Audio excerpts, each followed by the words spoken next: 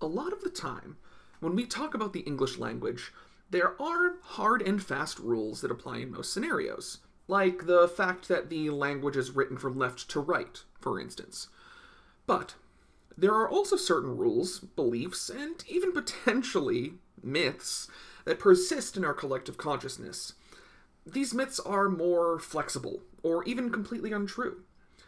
This video, and the series that it's a part of, will help educate you on some of the more common falsehoods, or points of confusion, that you'll often hear talked about in your English class. Welcome to our video series titled, Top 5 Myths You Hear in English Classrooms. Number 5, the Oxford comma. Many of you were probably taught the basics of punctuation and organization of a sentence early on in your lives. Some of you may be newer adoptees of the English language and how it functions. Regardless of your relationship with English, one of the more common points of contention is a little mark known as the Oxford comma. The Oxford comma, also sometimes referred to as the serial comma, is the final comma in a list, usually found before a conjunction, like the word and or. Now, here's a sentence written two ways, one with and one without the Oxford comma. Sentence 1. I went to the store to get milk, comma, butter, comma, and eggs, period. Sentence 2. I went to the store to get milk, comma, butter, and eggs, period. Now, you might look at both of those sentences and think that there's nothing wrong with them. I know for a fact after reading those sentences that I'm going to the store to get milk, butter, and eggs. Technically speaking, both of those sentences are perfectly grammatically correct and punctuated correctly. The debate about the Oxford comma tends to come down to context or genre expectations when it comes to whether or not to use it. For example, there are times when not using the Oxford comma might make your sentences less clear. You've potentially seen some humorous examples of this online, something to do with Stalin and exotic dancers, but a more understandable one is this. Sentence 1. For breakfast, I had eggs, comma, toast, comma, and orange juice, period. For breakfast, I had eggs, comma, toast, and orange juice.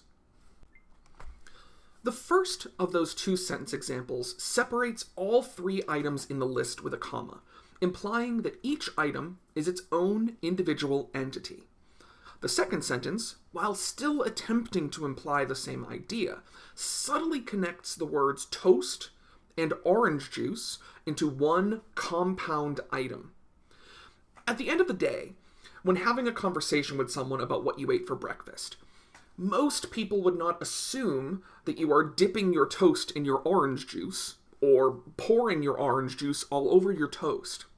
But for someone who may be unfamiliar with the finer details of the English language and even the cultural norms of breakfast, they may see those two words connected in a sentence and think that that's how they're supposed to be.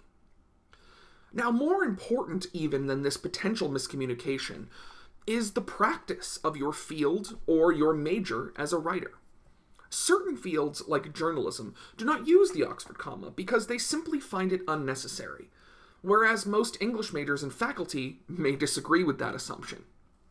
It's worth doing some investigation into your field or your major, where you'll be spending most of your time writing texts, and learning the particular conventions of your writing genre. Now, this may seem like a small, almost humorous example, but it is an interesting and important one nonetheless, because it demonstrates the flexibility, the intricacies and nuances, and frankly, the pickiness of the English language.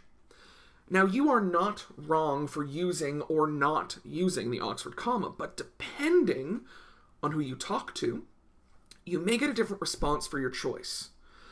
As you'll see in some of our later videos in the series, this trend will continue. This video may at first seem like a very basic example of a myth that might not matter.